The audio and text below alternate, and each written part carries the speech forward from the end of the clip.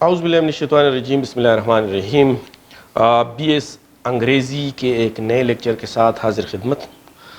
جیسا کہ آپ کو معلوم ہے کہ ہم نے کرٹیسزم کے لیکچر کا ایک سلسلہ شروع کیا ہوا ہے جو بی ایس کے کورس میں شامل ہے کے پی کی یونیورسٹیز میں۔ آج کا ہمارا جو لیکچر ہے وہ ہے دی آسکر وائلڈ کے بارے میں، اور آسکر وائلڈ کا ایک بہت ہی شہرہ آفاق ایسے ہے جس کو کہتے ہیں کہ the critic as artist. Oscar Wilde ایک آئرش کرٹک ہے، اور وہ کرٹیسزم کی دنیا میں اپنا ایک الگ حیثیت رکھتے ہیں۔ کرٹک ایز آرٹسٹ یہ ایسے مکالمے کی شکل میں، ڈائیلاگ کی شکل میں ہے دو کریکٹر کے درمیان، ارنسٹ اینڈ گلبرٹ کے درمیان، جو آرٹسٹ اور کرٹک کے درمیان ریلیشن شپ کے اوپر بات کرتے ہیں، اور اس کو تفصیلی وہ ڈائیلاگ کی شکل میں اس کو واضح کرتے ہیں۔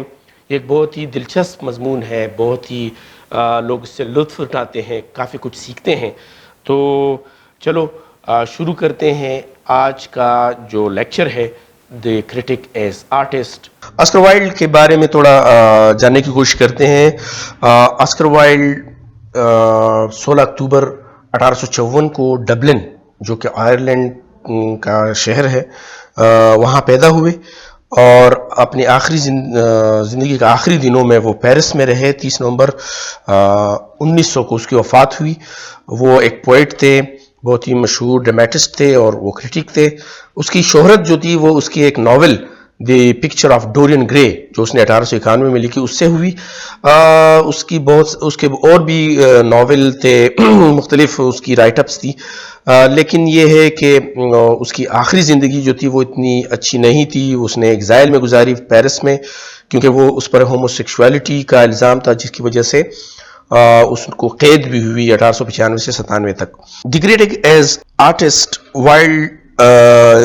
آسکر وائلڈ کی تنقید کی واحد کتاب انٹینشنز، جو 1891 میں چھپی، اس میں شامل مضامین میں سے ایک تھا، جو میتھیو ارنلڈ کی موت کے بعد 3 سالوں میں لکھا گیا، اور اس کی تعریف پیٹر نے کی۔ وائلڈ کی تنقید کی کتاب واضح طور پر دو مردوں کے خیالات پر مبنی بازگشت ہے۔ کرٹک ایز آرٹسٹ اصل میں دو دوستوں کے درمیان، جو ارنسٹ اور گلبرٹ کے نام سے، جو دو دوست ارنسٹ اور گلبرٹ کے مابین 2 حصوں پر مشتمل ایک تحریری مکالمہ ہے۔ عام طور پر ارنسٹ گلبرٹ سے سوالات پوچھتا ہے، گلبرٹ تنقید کی اپنے فلسفے کے لیے وائلڈ کا ترجمان لگتا ہے، جو خود کو وائلڈ کے خیالات کے مطلب اس میں اکثر یہ بھی ہوتا ہے، کبھی کبھار ارنسٹ جو ہے وہ گلبرٹ کی باتوں کا خلاصہ بھی بیان کرتا ہے، اور جو خود کو وائلڈ کے خیالات کو بھی سمجھنے کا اہم ذریعہ ثابت کرتا ہے، مطلب ریڈر اس سے سمجھتا بھی ہے۔ کیونکہ یہ 2 حصوں پر مشتمل ایک بہت ہی لینتھی ایسے ہے، ہم اس تمام کو تو پڑھ نہیں سکتے، لیکن اس کا خلاصہ مطلب مختصر اس کو بیان کر سکتے ہیں۔ تو پارٹ 1 سے شروع کرتے ہیں۔ جو پہلا حصہ ہے، اس کے بات چیت کے پہلے حصے میں جس کو سب ٹائٹل کیا گیا ہے، مطلب جو کچھ نہ کرنے کی اہمیت پر ریمارکس کے ساتھ سب ٹائٹل کیا گیا ہے، جس طرح ہم مطلب کہتے ہیں کہ subtitle with some remarks upon the importance of doing nothing, کچھ نہ کرنے کی اہمیت پر اس کو سب ٹائٹل کیا گیا ہے۔ گلبرٹ پیانو بجا رہا ہے، اور ارنسٹ ایک کتاب کا مطالعہ کر رہا ہے۔ وہ دونوں جلد ہی مطلب تنقید کے فن کے استعمال کے بارے میں گفتگو میں پڑ جاتے ہیں وہ دونوں، جس میں ارنسٹ پوچھتا ہے کہ شاید مصور کو تنہا کیوں نہ چھوڑا جائے۔ گلبرٹ فن تنقید کے خلاف ایک متحرک آغاز کرتا ہے، جس کی وضاحت کرنے کی بہت ہی ضرورت ہے۔ اس طرح ایک وضاحتی سوسائٹی جیسے براؤننگ سوسائٹی سے نفرت کی بنا پر گلبرٹ رابرٹ براؤننگ کو شیکسپیرین مصنف کی حیثیت سے اس کی تعریف کرتا ہے کہ وہ بہت سے مختلف کرداروں کی آوازوں میں داخل ہونے کی صلاحیت کی وجہ سے ہے۔ ارنسٹ جلد ہی گلبرٹ کو روکتا ہے اور کہتا ہے کہ فن کے بہترین دنوں میں آرٹ کے نقاد نہیں تھے. تو اس سوال کے بعد گلبرٹ ایک بار پھر ایک لمبا جواب پیش کرتا ہے. اس بار ارنسٹ کی سختی سے تردید کرتے ہوئے وہ کہتا ہے کہ در حقیقت یونانی ان سب کے بہترین نقاد تھے کہ انہوں نے اپنے فنون میں تنقیدی روح کو مجسم بنایا. ارنسٹ کو جلد ہی پھر یقین ہو جاتا ہے کہ گلبرٹ ٹھیک کہتا ہے اور پھر وہ اپنے اگلے بیان کی طرف جاتا ہے. اس طرح یہ دونوں مکالموں کو قابو پانے کا بھی ایک مکمل نمونہ ہے یہ ایسے، اور کہتا ہے کہ تخلیقی فیکلٹی کو تنقید سے بلند ہونا چاہیے، جس پر گلبرٹ جواب دیتا ہے کہ یہ تنقیدی روح ہے جو سب سے اہم طور پر اختراع کرتا ہے. جس پہ گلبرٹ فرد واحد کی اختراع یعنی جو انوویشن ہے، اختراع ہے، فرد واحد کی اختراع کرنے کی طاقت پر یقین رکھتا ہے. بے شک وہ کہتا ہے کہ یہ لمحہ نہیں ہوتا جو انسان کو بناتا ہے، بلکہ یہ انسان ہی ہوتا ہے جو زمانے کو تخلیق کرتا ہے. یہ بہت ہی اہم بات ہے. یہ تنقیدی روح ہے جو تاریخ کو دوبارہ لکھتی ہے، جسے زندگی کو سمجھنے کا ایک نیا طریقہ دکھایا جاتا ہے. وہ یہاں پہ مختلف طریقوں سے کرٹیسزم کی تعریف کرتا ہے، اور ارنلڈ کی طرح گلبرٹ بھی وکٹورین مین آف ایکشن پر تنقید کرتا ہے، جو سختی سے خود انکاری، مطلب سیلف، جو جس کو ہم کہتے ہیں سیلف ڈینائنگ اور انڈسٹریس اور محنتی ہے. اس کے برعکس نقاد وہ شخص ہے جو اپنے خیالات کے ذریعے دنیا کو آگے بڑھائے گا. لگتا ہے کہ گلبرٹ نے کٹ پتلی کے طور پر ایکشن ڈال کر اور تنقید کی پوری دنیا کو اشعار کے طور پر گلے لگا کر اور بھی آگے بڑھایا ہے. اپنی بات کی وضاحت کرتے ہوئے گلبرٹ کرٹک ایز آرٹسٹ پر اپنے بیانات دیتا ہے. نقاد فن کے کام سے وہی تعلق رکھتا ہے جس پر وہ تنقید کرتا ہے، جیسا کہ مصور شکلوں، رنگ یا جذبہ اور سوچ کی نظر نہ آنے والی دنیا کے ساتھ کرتا ہے. دوسرے لفظوں میں نقاد اور جو روایتی طور پر ایک فنکار کے طور پر سمجھا جاتا ہے وہ مساوی ہیں، وہ برابر ہیں، اور صرف اس مواد میں مختلف ہیں جو ان کے کام کو متاثر کرتا ہے. دراصل تنقید گلبرٹ کے مطابق سب سے اعلیٰ فن ہے. گلبرٹ تنقید کو سب سے اعلیٰ آرٹ کے گردانتا ہے، کیونکہ نقاد ایک تخلیق کے اندر ہی ایک تخلیق کی تشکیل کرتا ہے. وہ آرٹسٹ کے اوپر نقاد کو فوقیت دیتا ہے اور کہتا ہے کہ نقاد جو کرٹک ہے وہ ایک تخلیق کے اندر دوسرے تخلیق کو تشکیل کرتا ہے، اور اس لیے حقیقت پسندانہ نمائندگی کے مسائل اور جال سے اسے ہٹا دیا جاتا ہے. حقیقت کا توق بالآخر، جیسا کہ پیٹر نے بھی کہا ہے، گلبرٹ کا کہنا ہے کہ نقاد کا مضمون اس لحاظ سے خود نوش سوانے ہے کہ یہ اپنے تاثرات کا تاریخ ہوتے ہیں. انفرادی تاثرات مختلف ہو سکتے ہیں، اور گلبرٹ اس میں یہاں اعلان کرتا ہے کہ اس سے کوئی فرق نہیں پڑتا کہ مونا لیزا کے بارے میں پیٹر کے تاثرات باطل ہیں، اور یہ کہ یہ لیونارڈو ڈونچی کے ارادوں کی حقیقت میں عکاسی نہیں کرتے، کیونکہ تنقید کا بنیادی مقصد دائمی دائرہ کار میں اپنے ہی تاثرات کی سرگزشت ہیں، اور جو واقعی اپنے آپ کو دیکھنا اتنا ہی حقیقت میں نہیں ہے. ارنلڈ کا یہ ہوشیارانہ پلٹ جو ہے، ریورسل جو ہے، یقیناً حقیقی الٹ نہیں ہے، کیونکہ گلبرٹ بنیادی طور پر ارنلڈ کی اس طرح کی جدید تنقیدی روح کی نشاندہی کرتا ہے. اور پہلے حصے کے آخری مکالمے میں فائنلی آخرکار جو پیٹر کی طرح گلبرٹ اپنی باضابطہ شناخت اور موضوع کی عدم موجودگی کے لیے اپنی موسیقی کی قدر کے ساتھ بات چیت کا پہلا حصہ بند کر دیتا ہے. اب آتے ہیں پارٹ 2 کی طرف. حصہ دوم، یہ لوگ عشائیہ کے لیے چلے جاتے ہیں، کھانے کے بعد پھر وہ جب واپس آتے ہیں تو مکالمہ دوبارہ انہی موضوعات پر شروع ہوتا ہے. حالانکہ اس حصے کو سب ٹائٹل کیا گیا ہے کہ ہر چیز پر گفتگو کرنے کی اہمیت پر کچھ ریمارکس دیتے ہوئے. وہ پہلے حصے میں آپ کچھ نہ کرنے کی اہمیت پر انہوں نے ریمارکس دیے ہیں, اس کو سب ٹائٹل کیا, اور یہاں پہ ہر چیز پر گفتگو کرنے کی اہمیت پر کچھ ریمارکس دیتے ہوئے یہ شروع ہوتا ہے. ارنسٹ ایک بار پھر میدان میں کودتا ہے اور گلبرٹ سے پوچھتا ہے کہ کیا نقاد کبھی بھی ترجمان نہیں ہوتا اگر اس کا کاروبار جدت ہے نہ کہ وضاحت. جس پر گلبرٹ وضاحت کرتا ہے کہ تاریخی سیاق و سباق کا مادہ حقیقت میں آرٹ یا ادب کے کسی ٹکڑے سے, کسی پیس سے متعلق ہوتا ہے, لیکن نقاد اس کو یہ مواد استعمال نہیں کرنا چاہیے. نقاد کو یہ مواد استعمال نہیں کرنا چاہیے تاکہ فن کو جو سفینکس ریڈل کے طور پر نہ لیا جائے. فن ایک الگ چیز ہے, اس کو یہ مشہور سفینکس ریڈل کے بارے میں آپ کو پتا ہوگا, نہ لیا جائے.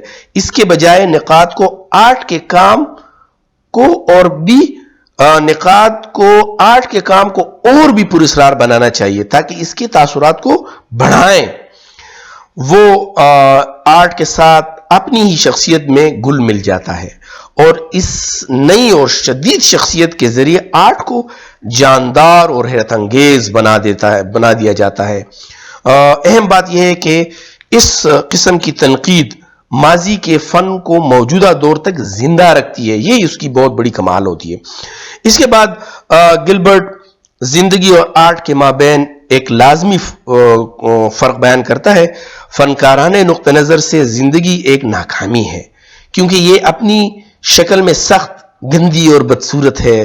فن زندگی کی گندگی کے بغیر متعدد شاندار جذبات کا تجربہ کرنے کا ایک طریقہ پیش کرتا ہے. تو فنی زندگی جو ہے وہ زندگی سے مختلف ہے اور اس میں یہ وضاحت بھی کر دیتا ہے. گلبرٹ متاثر ہوتے ہوئے پوچھتا ہے کیا ایسی کتابیں نہیں ہیں جو ہمیں 1 گھنٹے میں زیادہ زندہ رہنے دے سکے بمقابلے اس کے کہ زندگی ہمیں 20 اور شرمناک سالوں میں زندہ رکھ سکتی ہیں. ایک لفظ میں آرٹ ہمیں سکھا سکے کہ کیسے ہمارے تجربات سے بچا جا سکے اور ان لوگوں کی تجربات کا ادراک کرنا سکھاتا ہے جو ہم سے زیادہ اہم ہے. جب ارنسٹ نے احتجاج شروع کر دیا کہ یہ فن غیر اخلاقی لگتا ہے تو گلبرٹ نے اس کی سچائی کی تصدیق کر دی, لیکن کہتے ہیں کہ بنیادی طور پر یہ نکتہ ہے اخلاق معاشرے کے اخلاقیات کے اخلاق سے آتے ہیں جو محدود ہیں اور جو انسانی افراد کو اہم کام سے روکتا ہے. غور و فکر گلبرٹ کے لیے انگلینڈ کو آپ کیا کر رہے ہیں اور آپ کیا سوچ رہے ہیں کہ سوال کی بہت کم ضرورت ہے. ارنسٹ پھر پوچھتا ہے کہ تنقیدی روح کا کام کیا ہے اور گلبرٹ حد سے زیادہ آرنلڈین جواب دیتا ہے. ارنلڈ کی ایک اقتباس کے ساتھ اس کو مکمل کرتا ہے کہ وہ ثقافت کو کامل بناتا ہے اور ثقافت پر تنقیدی روح کے کام کے ذریعے ہم اس بہترین تک پہنچ جاتے ہیں جسے دنیا میں جانا جاتا ہے اور سوچا جاتا ہے. ارنلڈ کی طرح گلبرٹ پیورٹن پر بھی تنقید کرتا ہے جو جذباتی انسان دوستی کے درمیانی طبقے کی اخلاقیات ہیں جو خیال کے ساتھ ہمدردی کے بجائے اس کی حمایت کرتی ہے اور جو اپنے آپ کو نظریات کے دائرے میں اور فنکارانہ مزاج کے دائرے میں ڈھونڈتی ہے. دوسرے لفظوں میں جیسا کہ پیٹر کے اشارے گلبرٹ تمام عمر کے دوران ایک قسم کے دانشورانہ مزاج کے رشتے سے متعلق تجویز کرتا ہے. اس طرح ان دونوں کے مکالمے کے آخری حصے میں گلبرٹ نے ارنسٹ کے احاطے کو مسترد کر دیا کہ فن منصفانہ عقلی یا مخلص ہے کیونکہ یہ اخلاقیات اور تنگ کائنات کی اصطلاحات ہیں. تاہم گلبرٹ اپنے آپ سے جس جمالیاتی کائنات سے تعلق رکھتا ہے وہ ایسے ہی نہیں جو زندگی یا معاشرے کی پرواہ نہیں کرتا ہے بلکہ اس کے ارکان میں سے ہر ایک میں تنقیدی روح پیدا کرنے کے ذریعے معاشرے کی اصلاح کا خواہاں ہیں۔ پھر آخری سے میں فن جو یہ دونوں بات کرتے ہوئے کہتے ہیں کہ فن اخلاق کی دسترس سے باہر ہے، کیونکہ اس کی نگاہیں ابدی سچائیوں پر مرکوز ہیں۔ اس بات کا ادراک اس تعلیم کے ذریعے کیا جا سکتا ہے جو خود سے شعوری تنقیدی جذبے کی حوصلہ افزائی کرتا ہے، اس طرح کہ ان آرائشوں کے ذریعے جو آرٹس کی تعریف ہوتی ہے، آرائشی آرٹس کی تعریف ہوتی ہے، جو فرد کو تشکیل دینے کے لیے موضوع کے بجائے تیار کی جاتی ہے، شکلوں پر توجہ تکلیف دہ حقیقت پسندی کو روکتی ہے، جو جدید افکار کو استحکام بخشتی ہے۔ گلبرٹ یہاں اعلان کرتا ہے کہ یہ جمالیاتی تحریک کا مشن ہے کہ لوگوں کو غور و فکر کرنے کی طرف راغب کریں، جدید خیالات پر سوچیں اور دنیا کو نقل کرنے کی کوشش نہ کریں، گلبرٹ کا خیال ہے کہ دانشورانہ تنقید یورپ کے ایک دوسرے کے ساتھ بندھنوں میں باندھ دے گی، جو بالترتیب دکان والے یا جذبات پرست کے ذریعے جالسازی کی جا سکتی ہے، سرمایہ دار یا مخیر حضرات کے ساتھ۔ جس طرح میں نے کہا کہ یہ جو دو حصوں پر مشتمل ان کے ڈائیلاگز ہیں، اس کو تھوڑا مختصر ہم نے بیان کیا تاکہ آپ لوگوں کو واضح ہو سکے کہ کون سی باتیں ہو رہی ہیں۔ اگر ہم اس کی کریٹیکل سمری اس ایسے کی کرنا چاہیں تو وہی باتیں ہیں کہ یہ جو مکالمہ ہے، یہ کہانی بنیادی طور پر دو دوستوں ارنسٹ اور گلبرٹ کے مابین مکالمے کی تحریری شکل میں ہے، جو دو الگ الگ حصوں پر مشتمل ہے۔ عام طور پر ارنسٹ گلبرٹ سے سوالات پوچھتا ہے اور ایسا لگتا ہے کہ گلبرٹ جیسے وہ تنقید کے فلسفے کے لیے وائلڈ کا نمائندہ ہے، آسکر وائلڈ کا نمائندہ ہے۔ آسکر وائلڈ اپنے آپ کو اس میں گلبرٹ میں پیش کرتا ہے۔ اس مضمون دی کرٹک ایز آرٹسٹ میں آسکر وائلڈ نے جمالیاتی فلسفے کو دو کرداروں گلبرٹ اور آرٹسٹ کے مابین مکالمے پیش کرنے کا ایک نقطہ بنایا۔ گلبرٹ ارنسٹ کو یہ باور کرانے کی کوشش کرتا ہے کہ حقیقت میں حقیقی آرٹ صرف تنقید سے اخذ کیا جاتا ہے، کہ تنقیدی سوچ روح کے ساتھ ساتھ جمالیاتی حصوں سے بھی ہدایات لیتی ہے، سینسز مطلب جو ایستھیٹک سینسز سے بھی وہ ہدایت لیتی ہے۔ آسکر وائلڈ نے یہاں واضح کرنے کی کوشش کی ہے کہ کس طرح مکالمے کے نمونوں کے ذریعے تنقیدی روح کو حاصل کیا جاتا ہے اور اسے برقرار رکھا جاتا ہے۔ کوئی بھی واضح طور پر دیکھ سکتا ہے کہ کس طرح بات چیت کو گلبرٹ کے نظریات کے حق میں ڈالا گیا ہے، جبکہ ارنسٹ کی تیز سمجھنے کی جو صلاحیت ہے، اس کی جو شارپ ایپٹیچیوڈ ہے، انڈرسٹینڈنگ ہے، کہ کس طرح وہ گلبرٹ کی باتوں کو سمجھتا ہے اور آخر میں پیداواری سوالات، پروڈکٹیو سوالات پوچھنے کی استعداد ہی اس کو ایک مناسب نمونہ بناتا ہے، جس کی مراد آزاد تعلیم سے ہے۔ ارنسٹ سنجیدہ اور ذہین ہے، وہ گلبرٹ کے الفاظ کو ویسے ہی قبول نہیں کرتا، بلکہ وہ اپنے آپ کو سوال پوچھنے کے لیے تیار کرتا ہے اور گلبرٹ سے باقاعدہ وضاحت کے لیے وقت طلب کرتا ہے۔ جب ارنسٹ گلبرٹ کے خیالات کی ریویو کرتا ہے یا خلاصہ لیتا ہے تو وہ بنیادی طور پر اسے اپنے آپ پر آزماتا ہے، سمجھانے کی کوشش کرتا ہے، اپنے آپ کو سمجھنے کی کوشش کرتا ہے، لیکن پھر جلدی سے اپنے اگلے سوال کی طرف بڑھ بھی جاتا ہے۔ اس طرح یہ ذہن کی طاقت ہے جس کا اظہار گلبرٹ کرتا ہے۔ کسی کو مستقل اور مستحکم ہونے کی ضرورت نہیں ہے، بلکہ اپنے بارے میں سچائی کا صحیح معنوں میں ادراک کرنے کے لیے اس کو خیالات کے مختلف پہلو کو آزمانا چاہیے اور تمام طریقوں کو اپنے دل کی مواد سے جانچ پڑتال کرنی چاہیے۔ جس طرح سے آرٹسٹ کی تصویر کشی کی گئی ہے وہ اس لحاظ سے واقعی اہم ہے کیونکہ وہ اس مضمون کے ناقدین کے سامنے ممکنہ اور آئندہ خلوص اور اختلاف رائے پیش کرتا ہے۔ یہ دونوں کے مابین کافی حد تک کشش آمیز مکالمہ ہے اور اپنے آپ میں ایک تخلیقی طریقہ ہے، ایک نقاد ہونے کا ہو سکتا ہے، یہ مبالغہ آرائی ہے، لیکن ایسا محسوس ہوتا ہے کہ آسکر وائلڈ اس مضمون کے ذریعے اپنی دلیل کی مثال پیدا کرنے کی کوشش کر رہا ہے۔ گلبرٹ کے مطابق وراثت کی سائنسی اصول سے پتہ چلتا ہے کہ ہم کبھی بھی کم آزاد نہیں ہوتے ہیں اور اس سے کہیں زیادہ غلط فہمیاں یا غلط تاثرات نہیں ہوتی کہ اس کے مقابلے میں کسی ذہنی مقصد کو ذہن میں رکھتے ہوئے کام کرنے کی کوشش کرتے ہیں. تنقیدی غور و فکر کو روحانی جمالیاتی احساس کے ساتھ ساتھ روح کے ذریعے بھی فروغ دیا جاتا ہے. آسکر وائلڈ لکھتے ہیں روح ہم سے زیادہ دانشمند ہے. یہ خیالات کے ذریعے نازل کردہ مرکوز نسلی تجربہ ہے. امید رکھتا ہوں کہ اس پہ آپ جو دی کرٹک ایز آرٹسٹ جو ایسے ہے اس کو آپ سمجھ چکے ہوں گے. یہ جو نوٹس میں نے یہاں پہ کمپائل کیے ہیں اس سے آپ کافی ایگزام کے لیے استفادہ لے سکتے ہیں. اس کے ساتھ ہی اجازت چاہتا ہوں. اللہ حافظ.